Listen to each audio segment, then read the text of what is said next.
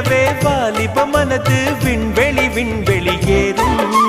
மன்னவா ஒரு கோயில் போய் இந்த மாளிகை எதற்காக? தேவியே என் ஜீவனே இந்த ஆலயம் உனக்காக. வானில் ஒரு புயல் மழை வந்தால் அழகே என்னை எங்கனம் காப்பாய். கண்ணே உன்னை என் கண்ணில் வைத்து இமைகள் எனும் கதவுகள் அடைப்பேன். சத்தியமாகுமா? நான் சத்தியம் செய்யவா?